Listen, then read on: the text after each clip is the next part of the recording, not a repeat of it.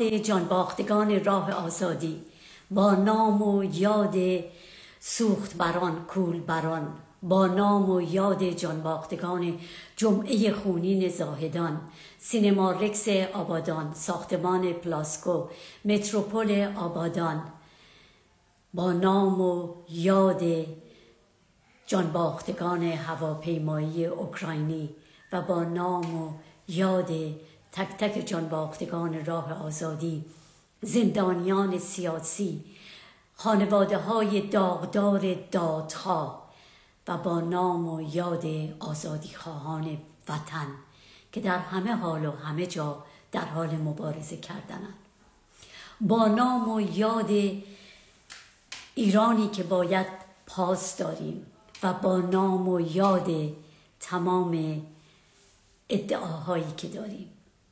بعضی از ادعاهای ما ادعاهایی که خوبن اما شاید به اندازه ما نیستن، برای همینه که همه چیزو خراب میکنیم. وقتی فیلمای مربوط به 13 به در رو نگاه میکنیم، همه آدمهایی که رفتن 13 به در خیلی مرتبن، شادن.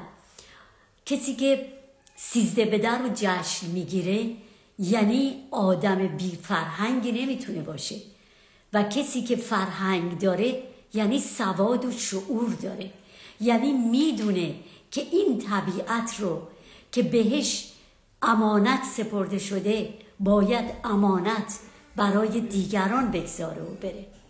اگر قرار باشه من در مسیری که دارم میرم هر شاخه گل زیبایی رو که ببینم بچینم، چه زیبایی باقی میمونه برای دیگران. اگر قرار باشه که من برم هر شکوفه های بهاری رو بکنم بچینم، زیرش بخوام عکس بندازم که عکسم قشنگتر بشه، بعد تکونش بدم که چی بشه؟ این چه فرهنگیه که ما داریم؟ چطوری میخوایم بگیم که ما یک فرهنگ 2500 ساله داریم ولی به اندازه 25 ثانیه شعور نداریم از اون چه که در نزد ما امانته محافظت کنیم؟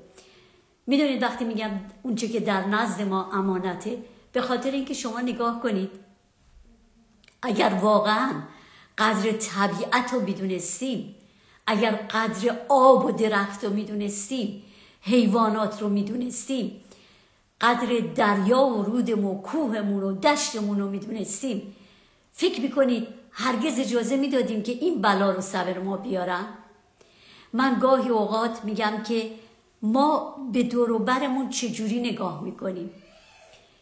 من این مثال رو برای گرجستان زدم چون دیدم توی گرجستان، توی یک شهر کوچیک، وقتی که به یک دختر 11 ساله تجاوز شد، اون مرد رو دستگیر کردن، زندانیش کردن، مدت زیادی، فکر کنم 6 سال 7 سال شاید کمتر توی زندان بود.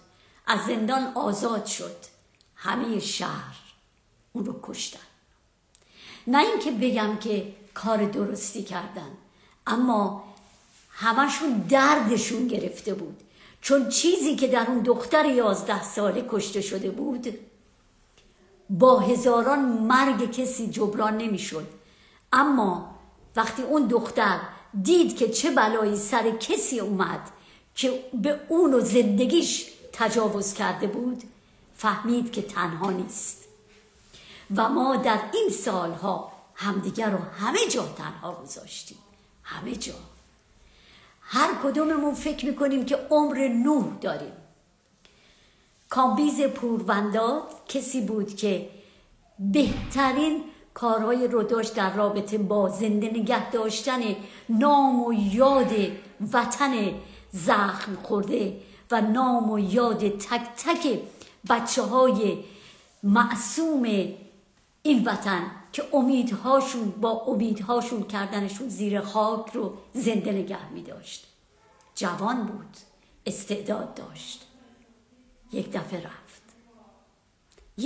رفت، آثاری به جا گذاشته، آثاری که تازه اول راه بود. هزینه همه اونها رو هم خودش داده بود بدون اینکه کسی اسپانسر مالیش بوده باشه. معلوم نیست تا فردا باشه، اما نام ما وقتی به نیکی بمونه یعنی فردامون رو ساختیم، یعنی فردامون رو آباد کردیم.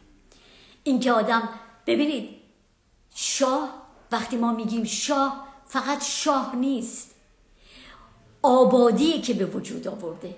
وقتی میگیم شاه زندگی و امید و تلاش و عشق و وطن پرستی رو درش میبینیم، این میشه شاه.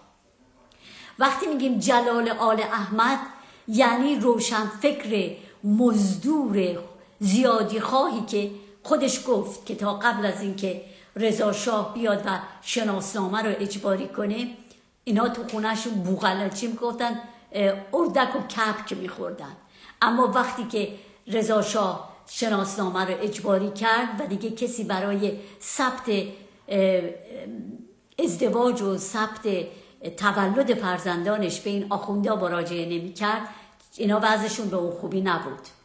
وقتی رفته بود، اصلا به خاطر رضا شاه و شاه بود که تونسته بود مجانی درس بخونه. وقتی رفت و برگشت گفت این چه که داره تو ایران به وجود میاد غرب زدگیه و غرب زدگی براشون بد بود. غرب زدگی چه بدی داشت؟ غرب زدگی اصلا غرب و هر چیزی که نو باشه برای اینها قابل تحمل نبود، چون اینها توان فهم و شعورش رو نداشتن. و یکی دیگه در رابطه با این خائنین به وطن اینه که اونها همیشه میخواستن اون چرا که خودشون دارن کسی دیگه ای نداشته باشه. در رابطه با طبیعت گفتم، در رابطه با جلال آل احمد معنی شاه و عمر کوتاهمون که پورونداد رو براتون مثال زدم گفتم. حالا میمونه در رابطه با یادگاری که رو آثار تاریخی می نویسیم. این آثار تاریخی اگر قرار بود در طی این چند قرن هر کس بره روش بنویسه که دیگه آثار تاریخی نمیشد، چیزی نمیشد که بمونه. هیچ جای دنیا این کار نمیکنن که شماها با همه میکنید. مگه فکر کردی کی هستی؟ برای چی باید اسمت اونجا ثبت بشه؟ اونجا قشنگه چون از نظر تاریخی یه شناسنامه داره.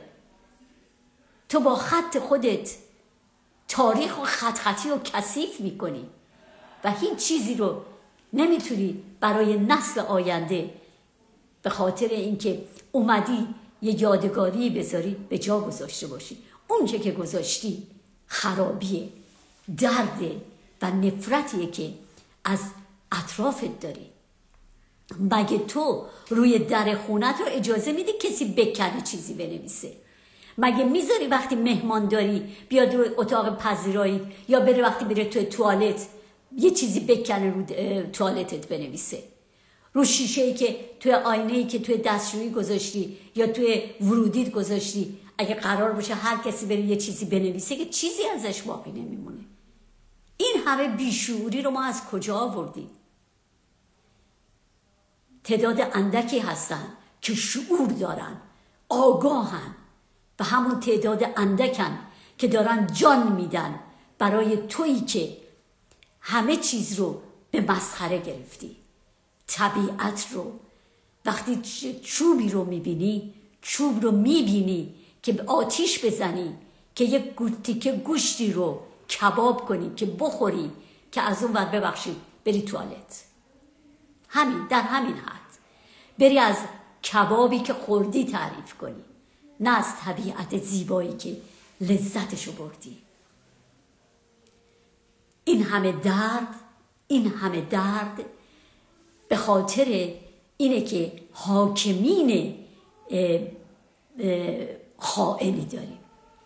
اگر زمان شاه مونده بود، من یادمه، من مگه چند سالم بود وقتی که شهبانو رفت توی بیابونها پیش آهنگا رو برد و تبلیغ کرد که مردم آشغال جمع بکنن. همین چپی هایی که الان اومدن لباس، من میگم لباس عزیزان جان باخته رو با کلک ازشون دزدیدن و بردن که برای خودشون که فاند گرفتن از این ور اونور بچرخن و به اسم خودشون این بچه ها رو به اسم حزب و دیدگاهشون صاحب بشن. و بعد تو این نمایشگاهشون میان از حرفای توماج میزنن. توماج کیه؟ توماج یه خواننده است. ما توماج رو توماج کردیم. توماج خواننده ای که داشت توی سبک کار خودش و اون روشی که به وجود آورده بود رشد میکرد. پس معلوم شد که اون چرا که کاشته بود دروغ بود. چون اگر شما به چیزی که میکارید اعتقاد داشته باشید و دنبالش رو بری، محاله که به بیراهه بری. چطور شد که از آواز خوندن رسیدی به کتاب خوندن؟ یعنی قبل از اینکه این کتاب آوازا رو بخونی کتاب نخونده بودی؟ یعنی قبل از اینکه تو خیلی کارا رو بکنی، تو که دغدغت بچهای کار بودن، حالا بچهای کار بشینن کتاب بخونن؟ برای بچهای کار داری این کتابا رو میخونی؟ از این همه قدرت و ثروتی که به دست آوردی چقدرشو دادی به بچهای کار؟ وقتی آدم حرفی میزنه پاش وای میسته. و بعد اینکه نگذاریم به شعور ما توهین کنن و از هر کس به اندازه‌ای که ببینید کسی رو که زیادی بادش کنید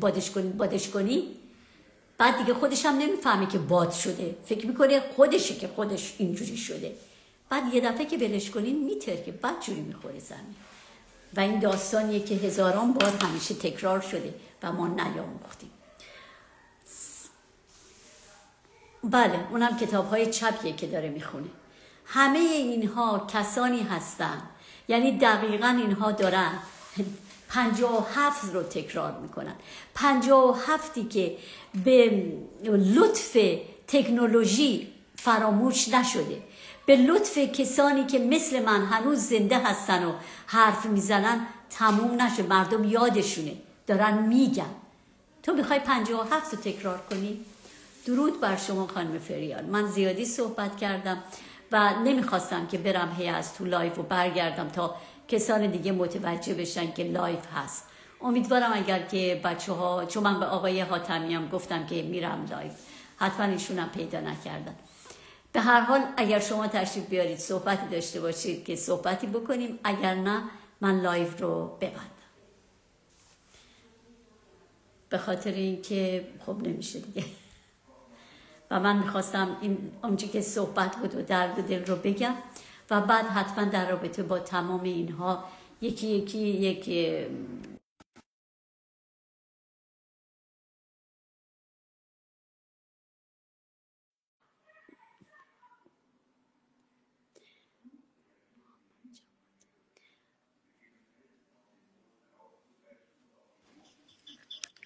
درود بر شما خانم درود محبی. بر شما درود بر و شما، خسته نباشید. سپاس از شما. من هر شب مجبور میشم 2 بار 3 بار برم بیام تا بچه ها منو ببینن، ولی دیگه ترجیح دادم که این کارو نکنم. یک راست میرم لایو. از فردا شب لایو یوتیوب هم راه میفته، اونم آدرسش رو میدم. یعنی همزمان که توی اینستاگرام هستیم توی لایو هم میتونیم توی یوتیوب هم باشه. خب شما که خواستید من دعوتتون کنم دعوتتون کردم، بفرمایید. خب شما چون که دارید توی لایو دارید سیگار میکشید، من شما رو از لایو میبرم بیرون، به خاطر اینکه توی لایو جای سیگار کشیدن و اینا نیستش. اوکی، ببخشید. بفرمایید خانم محبی، حرفاتون همه متین و جالبه در مورد اینکه من امروز توی سایت کوچه واقعا یک گزارشی رو شنیدم و دیدم که جدا میگم فقط تونستم که اشک بریزم و گریه کنم. و اینجا یک پیغامی دارم برای آقای توماج صالحی، در جایی که به مردم میگه که برین کتاب بخونید. و امروز هم یک کتابی رو آورده بود که اینطور که بعدها من شنیدم کتابی است که میدونید عقاید سوسیالیستی و کمونیستی و چه میدونم تو کشور خودمون ما به اندازه کافی اسطوره و قهرمان داریم. ولی حالا من با اینجاش اصلا کاری ندارم. چقدر خوب میشد که آقای توماج این فیلم رو در سایت کوچه ببینن. واقعا شرم‌آور، گریه‌آور، همه چیز هست. خانم شما شاید ندیده باشین. نه من ندیدم. بله. میبینم. در مورد خانومی رو که البته صورتش پوشیده شده بود و این خانوم میگفت من در استانبول زندگی میکنم و دخترای زیادی برای من کار میکنند. حدود 50 تا دختر ایرانی دارم که برای من کار میکنن. باور کنید خانم محبی، وقتی من این فیلم رو دیدم الانم میخوام گریه بکنم و مطمئنم که اشک میریزم، اشکی برای زنان ایرانی که من خودم زنی هستم که سالهاست تو کشور اروپا زندگی میکنم. در آلمان هر جا ما زنهای ایرانی هستیم، وقتی پیش یه دکتر میریم، وقتی جای کار داریم، مردای آلمانی همیشه از ما زنان به عنوان زنان نجیبی به نام فرح دیبا یاد میکنن. باور کنید خانم محبی، باور کنید. یعنی تا به امروز من از هیچ مرد آلمانی بدی در مورد یک زن ایرانی نشنیدم، ولی امروز که این رو توی صفحه کوچه دیدم که اون زن نشسته میگه دخترایی هستن که از ایران میان به خاطر فقر مالی باید تن و بدن خودشون رو اینجا بفروشن برای مردهای ترک و عرب. در اینجا میخوام با آقای توماج صالحی بگم شرم کن آقای صالحی. اگر سید علی خامنه یک بیشرفه، تو بیشرف نباش. کتابی رو به دست مردم ایران بخونن که بفهمن چه جنایت هایی توی این کشور داره میشه. خانم محبی باور کنید اشک ریختم و نمیتونم به جان بچه هم کاری که الان میاد از قلب من، نه به خاطر که بخوام جلوی مردم فیلم بازی. دختر ایرانی باید بره تو ترکیه و تو بغل مردای ترک و عرب بخوابه. توف بر کسایی بشه که در برابر این رژیم دارن سکوت میکنن. توف بر کسایی بشه، شرم بر کسایی بشه که دارن جنایات این حکومت رو سفیدشویی میکنن. شرم بشه بر کسایی که دارن این کارو میکنن. زن و دختر ایرانی که ارج و قربی برای خودشون داشتن و واقعا داشتیم و داریم، الان بره توی ترکیه تو بغل مردای ترک عرب بخوابه. آقای توماج صالحی، از این موزیک بخون، از این کتاب بنویس و از این ماجرا به ملت بگو که یک سال تو خونه بشینن و فکر کنن. ای خانم چپی که نشستی معلومی کجای اروپا و آمریکا داری فان میگیری، برو ببین دختر و زن ایرانی از فقر و فلاکت این حکومت کثافت اسلامی باید بره تن و بدن خودش رو بفروشه و در بغل مردهای ترک و عرب بخوابه. ای خاک بر سرت بشه خامنه ای، حرفی که فاطمه سپهری میزد، ای خاک بر سرت بشه سید علی خامنه ای، و ای خاک بر سر کسایی بشن که از این حکومت دارن دفاع میکنن. جامعه شناس ما آقای مصطفی این پور، نمیدونم اسمش چیه، آقای مصطفی جامعه شناس، برو ببین تو ترکیه چه خبر. دختر ایرانی، زن ایرانی که یک روز شاید زن و خواهر و مادر خودت بشه باید بره تن و بدنش رو به مردهای ترک عرب بفروشه. توف به غیرت شماهایی بیاد که از این حکومت دارین دفاع میکنید. ببخشید خانم محبی ولی اشک ریختم. باور کنید اشک ریختم که برای یک زن و دختر ایرانی باید توی ترکیه چنین اتفاقاتی بیفته و اون زن بشینه اونجا و با کمال وقاحت بگه که دخترایی میان اینجا که برای خانواده هاشون اونجا پول بفرستن و تو بغل مردای ترک عرب بخوابن. توف با اون دینتون بشه، توف با اون شرفتون بشه. ببخشید خانم، خیلی خوشحالم که گذاشتین صدای من اینجا به کسی برسه و امیدوارم باشن با غیرت هایی که این صدا رو بشنون، باشن با غیرت هایی که بشنون که اسم زن ایرانی که همیشه سمبل آزادی و زیبایی ولی همراه با متانت بود رو باید اینا اینجور به لجن بکشن. یعنی روزی بشه که امیدوارم اون روز من نبینم، امیدوارم اون روز من نبینم که مردهای کشورهای دیگه ما زنا رو به این اسم خطاب بکنن. امیدوارم اون روز واقعا من نبینم. من از درد و غمی که شما میگید خیلی آگاهم، به خاطر اینکه زمان شاه من یادمه که این آرزوی مرد ترک و عرب بود که با دختر ایرانی ازدواج کنه و محال بود که خانواده ها موافقت کنن. وحشتناکه. من یادمه که اصلا ترکیه به مردم های فقیر معروف بودن. مردم اون موقع اینقدر پول داشتن که همه خیلی از زمینی میرفتن مسافرت، میرفتن اروپا. بله. ترکیه فقط براشون این بود که سیگار میخریدن که از پنجره پرت کنن که راهزنای ترک بهشون کاری نداشته باشن. حالا ولی همه الان دخترای راهزنای ایرانی باید ترک برن شدن. خودشون اونجا به مردای ترک و عرب بفروشن که سید علی بیشرف توی ایران کشور ما رو به کثافت کشیده و بیشرفتر از اون دارن از اون حمایت میکنن، سفیدشوی جنایات اون رو میکنن به عنوان جامعه شناس، به عنوان دکتر، به عنوان کنشگر، به عنوان چپ، به هر عنوانی. شرم داره، شرم بر شما بشه، شرم بر کسایی بشه که در برابر این همه جنایت میکند. میدونید خانم محبی، واقعا نمیدونم چی بگم. منم نمیدونم، به خاطر اینکه من به شما یه دفعه داشتم میگفتم من تو ایران وقتی میدیدم که زیر پل جردن این طرف اون برای بعضی از خانم‌ها وای میستادن برای خودفروشی، من میرفتم فقط بهشون میگفتم که خودشونو ارزون نفروشن. بعد یادم دخترم میگفت نمیترسی با اینا حرف بزنی؟ گفتم نه، من که کاری ندارم به اینا بدم، اقلا بگم مواظب خودشون باشن، چون که میشنیدم که اون موقع خیلی مردا که اینا رو میبرن خونه هاشون، تازه اگر پولی تو کیف اینا هم هست برمیدارن و بعد اینا رو از خونه هاشون بیرون میکنن. و بعد وقتی که اومدم دیدم گرجستان، من اولین بار ماجرای مشهد رو تو گرجستان شنیدم و خیلی قصه خوردم، چون گرجستان توی محله های توریستی همه جا از این ماساژورها هست که برای همین کاره.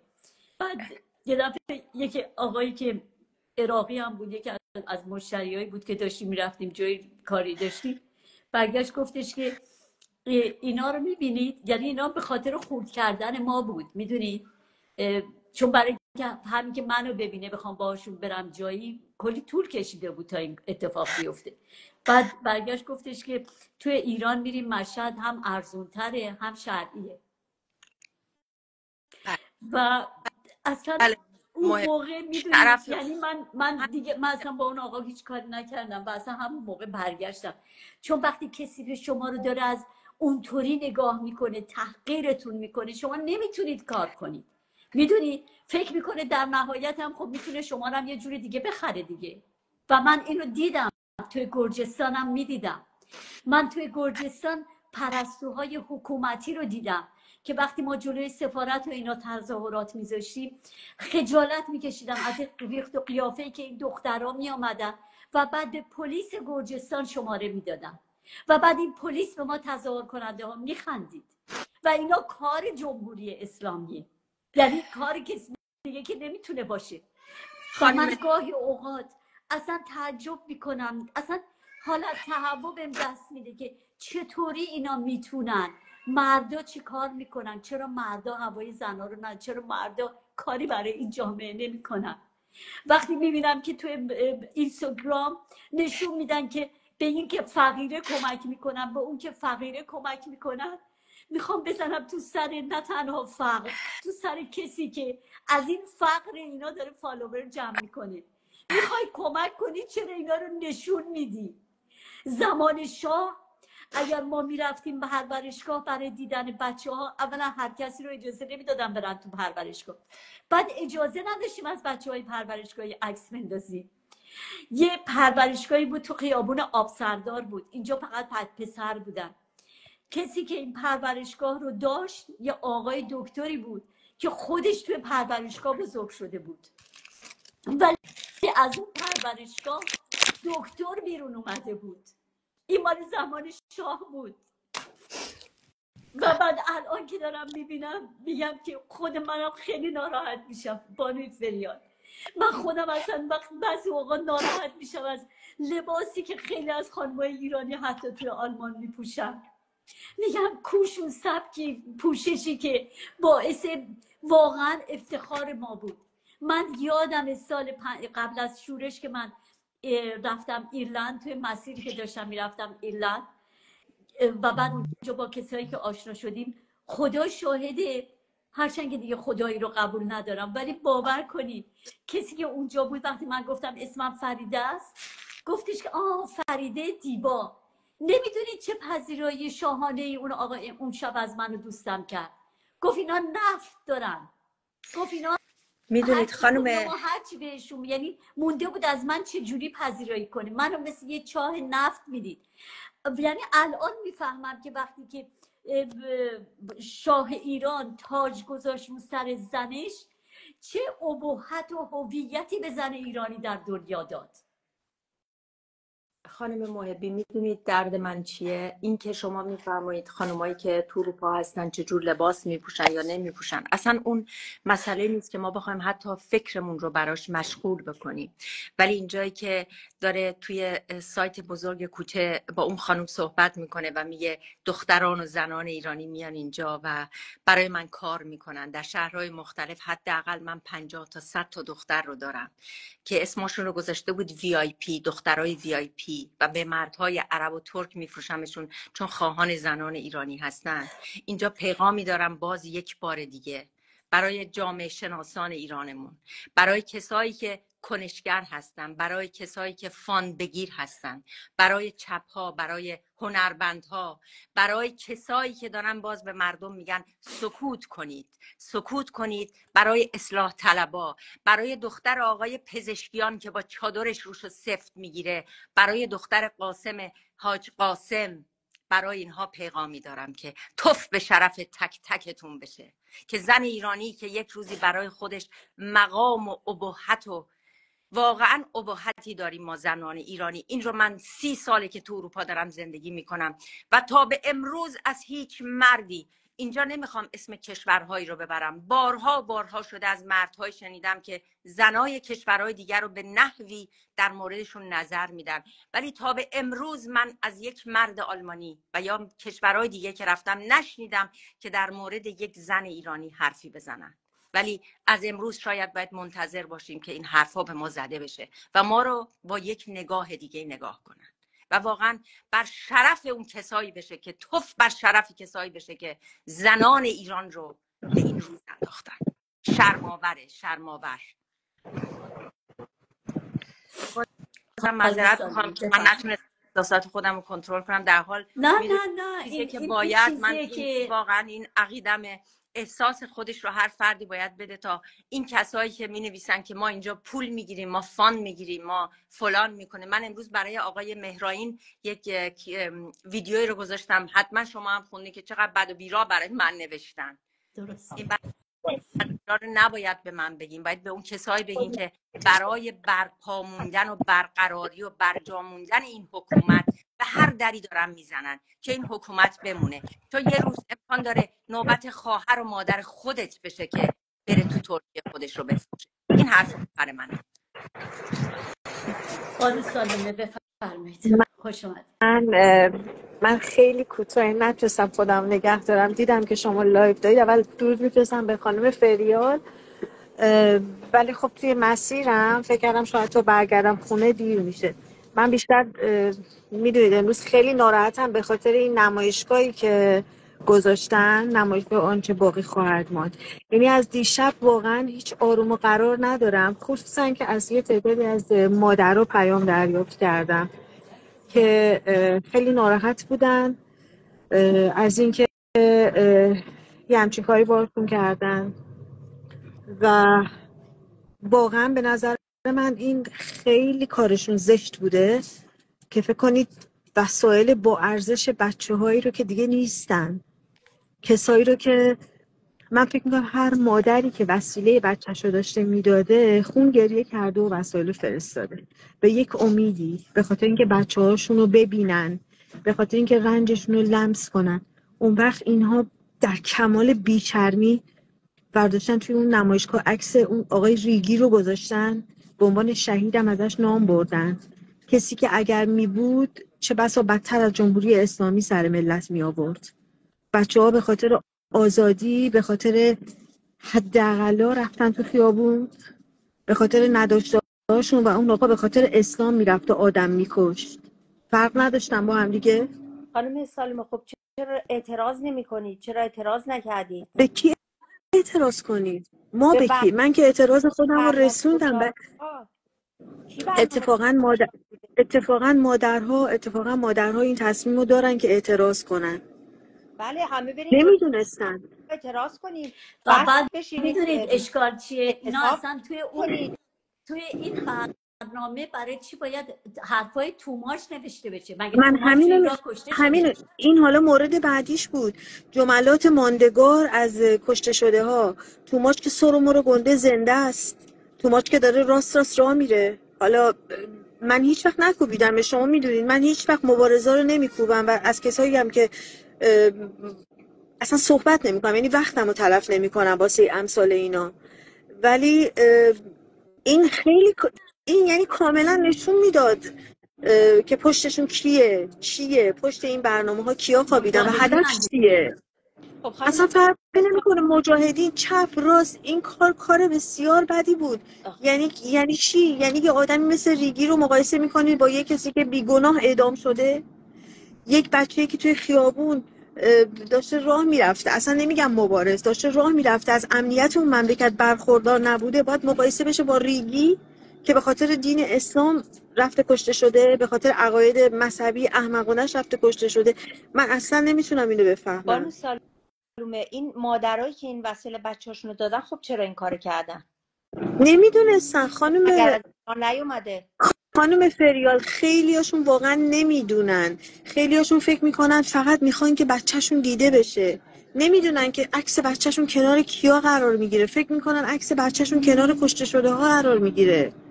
واقعا نمیدونن، در فکر نکنید که مادره. همه بله. آگاهن.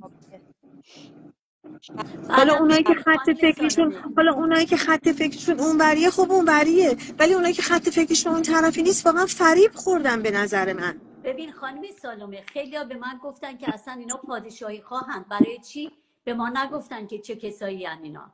و کیا خانم پادشاهی لوبت به خواهن؟ عنوان پادشاهی خواه از اینا لباس گرفتن. ببینید، خانم لوبت که پادشاهی خواه، خانم لوبت حقوق بشری، اینطوری که من تا جایی که من اطلاع دارم ایشون حقوق بشری کار میکنن، حقوق بشری ولی من میدونستی داره برای چه گروهی میبره. من اصلا نمیتونم مغز اینا رو بشکافم. اصلا من نمیتونم من فقط میتونم اعتقادم رو به همه اینا از دست دادم. بچه‌هایی که توی اون خاک خونشون ریخته شده، شما چطور میتونید اونا رو بذارید کنار یه آدمی که خیلی به راحتی آدم میکشت؟ چطوری میتونیم بذارینش کنار ریگی و چطور خانم میتونیم بذارینش سالومه، کنار یک دونه آدم زنده؟ الان که اون نمایشگاه هست 100% محلی است که مردم برای بازدید میرن، درسته؟ نمایشگاه مثل که 2 روز بوده جمع شده. جمع. میبرنش یه کشور دیگه. احتمالا شهر دیگه، کشور دیگه، جای دیگه. ولی من هر جو فکر میکنم عملشون عمل زشتی بوده. من نمیدونم تا جایی که بعدم من میدونی خبر چقدر دارم. دردسر درست کردن برای این خانواده هاشون تو ایران. همون کاری که مسیح علی نجات با حجاب اختیار، حجاب بله بله، نه به الان حجاب میرن انجام سراغ داد. خانواده ها توی ایران بله. دیگه. بله. الان خانواده ها میگن برای چی شما بچه، کسی که تا حالا اینقدر صداش در نمی اومده حالا یه دفعه عکس بچهش اونجا باشه، اونم پلوی کی؟ بعدم شما میدونید که هر وقت هر کسی با گروه مجاهدین در بیفته، اینا به خاطری که سر کسی رو راحت زیر آب بکنن، بهانه‌ای داشته باشن، اینم از بهانه این هاشونه. فقط بعدم بگن شما این با فقط کشورهای این خارجی این کار دارید. فقط این فقط کار مجاهدین نبوده، این فقط کار مجاهدین نبوده. اینا گروه های مختلف بودن که این کار رو انجام دادن. لادن بازرگان بوده که وسایل دستش رفته بوده و خیلی از مادرای دیگه وسایلاشون رو سپرده بودن به خیلی های دیگه. من میدونم ولی نمیتونم اسم ببرم، ولی فکر نمی‌کردن که بچه‌شون رو میخوان بزنن کنار یه جنایتکار، از اونم تقدیر کنن. این کار کثیفی بود و من خیلی از دیشب ناراحتم. سالومه، چرا نمیخواین اسم ببرید؟ چرا مردم نباید بدونن؟ تا کی ما باید همه چیز رو قایم بکنیم؟ چرا؟ نه، حالا مسئله قایم اینجا کردن نمیخوایم نیستش. بگیم، ولی به سایت های معروف مثل کوچه، مثل سایت هایی که بزرگ هستن، کسایی که دارن به مردم آگاهی رسانی خود مادرها دارن آگاهی یا خود رسانی مادر میکنن. کسایی که رو بکنن. بله. کار کسایی کسایی که کسایی که از داخل ایرانن و متوجه این قضیه شدن، امروز خیلی برای من خوشحال کننده بود که دیدم استوری کردم و خیلی اعتراض کردم به این قضیه. البته خیلی ها توماج رو ندیده بودن. من توی نوشته هایی که یکی از رسانه ها فرستاده بود دیدم که نوشته توماجم هست. ببخشید من این مسیرم رو گم نکنم. عذر میخوام. ولی خب همونی که دیده بودن که کنار توی این نمایشگاه از ریگی هم نام بردن، خیلی مادرها براشفته شده بودن و خیلی ها تقاضا کردن که وسایلشون رو فوراً بهشون برگردونن. به منم این گفتن که وسایل رو بگین که به شما برگردونن. 2 تا از مادرها فعلا گفتن که بله. وسایل رو بگید به شما باید با برسه. شما این کار باید با کردین؟ خانم لوبت تماس بگیرن و بگم بخوان ازش. اتفاقا من از ایران 1-2 تا مادر از من خواسته بودن، من گفتم که من میتونم به دستشون برسونم، ولی هرگز فکر نمی‌کردم که اینقدر بخواد این برنامه بیشرمانه باشه. به نظر من این اسمشو فقط میتونن بذارن بیشرمی. کلاهبرداری سیاسی. بله. به هر کلاهبرداری حال سیاسی. من مجبورم خداحافظی کنم چون فکر می‌کنم مسیرم خدافظ. رو دارم گم باشه می‌کنم. باشه. خداحافظ. خیلی ممنون. درود سپاس بر از شما. شبتون بخیر. این هم یه مشکلیه که از دیروز تا حالا درگیرش هستیم. 2 تا از مادران با من تماس گرفتن، گفتن بگید اساس لوازم ما رو به شما بدن چون نمیتونن به ما بعد برگردونن. شما گفتید خانم محبی شما این کار کردین؟ من گفتن که به خانم لوبت بگیم. خب خانم لوبت، اینا خانم لوبت خودشو به اینا به عنوان پادشاهی خواه معرفی کرده بوده. حالا ایشون میگن که ایشون حقوق بشری هست، ولی بالاخره این حقوق بشری میدونستی که داره اینا رو برای کی میبره. بعد اینا چند نفر هستن که اونجا بودن، از جمله خب خط مشی فکری خیلی ها مشخصی که اونجا بودن و داشتن کمک میکردن که کار میکردن خب و همه اینا هستن خیلی که فاندوبان میگیرن دیگه. بله اینا هم هستن دیگه بله که این فاندوبان از کجا میاد؟ بله این جایزه صلح نوبل از کجا میادش؟ بله. جدا میگم اینا از کجا میاد؟ کتابخونه و اینا. یکی از مادرها برای من نوشته بود که اصلا چقدر از نرگس محمدی متنفره، به خاطر موقعی که دخترش در معرض پسرش در معرض اعدام قرار داشت و گفته بودن که ایشون وکیل قضیه، مثلا میشه برای 7-8 سال پیش، و ایشون چقدر برای نرگس محمدی نامه نوشته اینا و گفت هیچ کاری براش نکردن. اینا فقط الکی میگفتن که برای ما نامه بنویسید ما رسیدگی میکنیم. فقط این نامه ها رو میخواستن که ببرن برای همون کمیته حیاتی که ایشون بشه چی؟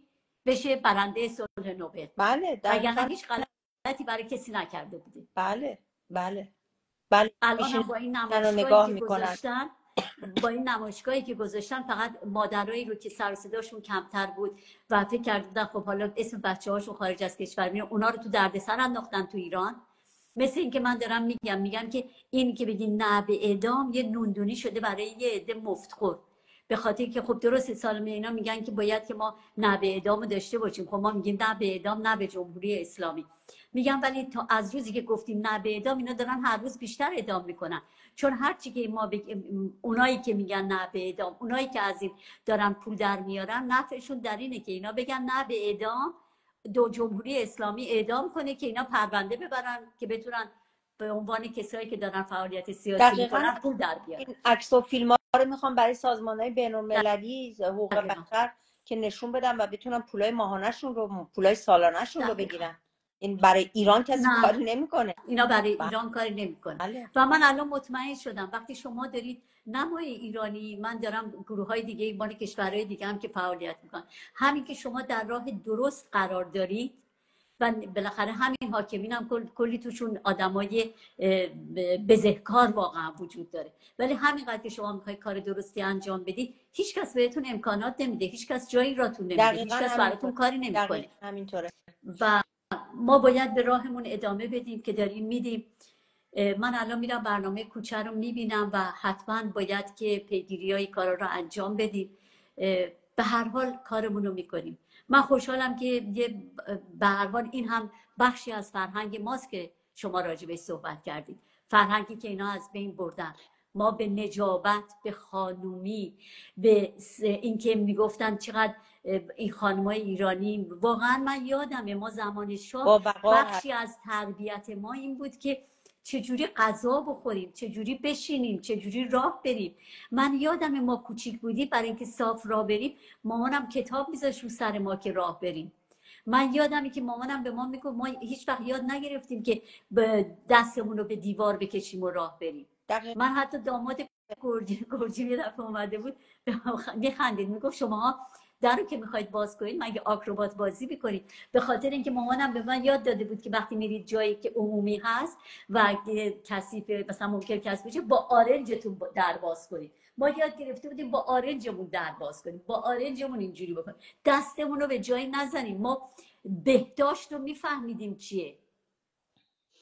خانم محبی، میگم سالهاست من اینجا زندگی میکنم، نه اینکه بخوام مغرور باشم، ولی همیشه راستش این احساس رو داشتم که من زن ایرانی طوری زندگی میکنم که خیلی از زنهای دیگه در حسرت این شخصیت و کاراکتر یک زن ایرانی هستند. میدونید وقاری که زنهای ایرانی داشتن، یعنی کسایی رو که من تا حالا شناختم، متانتی که ما زنان ایرانی داریم واقعا کم. یه وقت این هم بری نشه که من بگم ما زنای ایرانی تافته جدا بافته هستیم، نه اصلا همچین اصلا قصدی چرا که ندارم. نباشیم، هر کس ولی فرهنگ ما خودش رو داره. تربیت هایی رو داشتیم در کل، به خصوص ببینید شهبانو رو ما داریم الان میبینیم، مادر شهبانو رو ما دیدیم و همه این چیزها.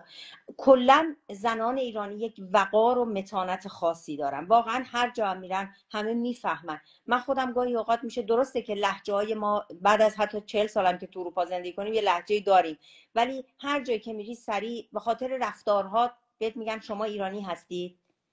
و من امروز که این فیلم رو دیدم واقعا نتونستم جلو اشکای خودم رو بگیرم که این راه به کجا میره، واقعا این راه ما به کجا میره که زنان ایرانی ما باید تن به چنین کارهایی بدن. خیلی وحشتناکه. من متاسفم برای زنایی که این کارو میکنن. دلم میخواست که من با اون زنا حرف میزدم، دلم میخواست که بهشون میگفتم ببینید که فریا ولی جان، من تو ایران این خانما رو دیدم. من متاسفم از اینکه فقط بهشون میگفتم که مواظب خودشون باشن، مواظب سلامتی باشن، خودشون رو به یه روسری یا یه نهار شام نفروشن.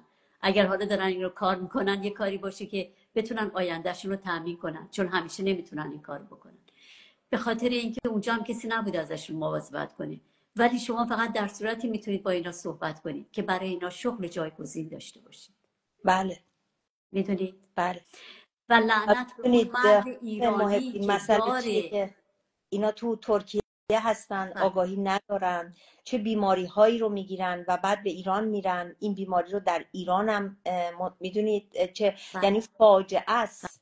فقط بله. مسئله یک فرد نیست، مسئله یک زن نیست، مسئله یک جامعه است و این وحشتناکه برای کسایی که در برابر این همه جنایت دارن سکوت میکنن و در واقع سفیدشویی و خونشویی میکنن. وحشتناکه.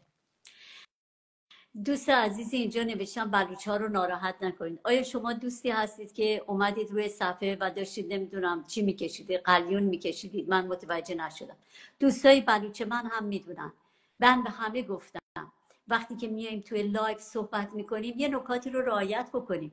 قرار نیستش که ما اینجا تخمه بشکنیم، سیگار بکشیم. من یادم یه موقع خیلی هم میومدن تو لایو من و میگفتم ما وقتی میایم ما میایم یه دم پشت سرمون میان، بعد میومدن تخمه میشکستن. نه، اینجا پیکنیک نیست. وقت ما ارزش داره، چون وقت شما ارزش داره. و بعد یاد بگیریم که کشیدن هر نوعش، هر چیزیش باید دیگه بساطش از ایران جمع بشه. ما اینقدر ثروتمند نیستیم که پولمون رو دود کنیم. این کار رو یاد بگیریم و امیدوارم که دوست بلوچ من ناراحت نشده باشن. ولی من قبلا هم اعلام کرده بودم و اگر که شما هم دوستی هستید که این اتفاق افتاده میبخشید. واقعا من حتما میام تو پیجتون و براتون پیام هم میگذارم. ولی بالاخره این شده. آقای حاتمی عزیز، من خانم شما رو دعوت محبی، من کردم اجازه دارم از نتونستید شما تشریف بیارید. سپاس از شما و اجازه دارم که من لایف رو ترک بله، بکنم. الان میخوام خداحافظی کنم چون داره لایو خط خطی میشه. مثل آقای محبی، آقای حاتمی میخواستم بیان بالا. در حال من شبتون بخیر. دعوتشون کردم نتونستم بیان. شما تشریف ببرید، من دوباره ایشون رو دعوت بله، میکنم ببینم که من چه جوریه. برم ایشون بیان. بله باشه. مرسی، سپاس شب از شما بخیر. خانم فریا، مرسی، سپاس. خداحافظ. سپاس. خب آقای ببین، من نمیتونم شما رو از روی پیج دعوت کنم آقای مجتبی حاتم. شما باید برای من حتما دعوت بفرستید. اگر شما دعوت بفرستید من ممنونتون میشم. دوست عزیز بلوچ من، ممنون که عذرخواهی من رو پذیرفتید. ولی بیایید، حتی شما، من میدونم زندگی خیلی سخته، خیلی سخته، ولی دود کردن زندگی رو برای ما سخت‌تر میکنه. دود کردن پول رو میبره تو جیب این سپاهی ها، هر دودی که بخواد باشه. دوست دارید دوست عزیز بچه من دوباره تشریف بیارید؟ چون من نمیتونم دیگه شما بذارید من الان دعوتتون میکنم، اگر تونستید بیاید با هم صحبت کنیم. اگر که نشد تشریف بیارید که من لایو رو اینجا ببندم. از همه شما سپاسگزارم.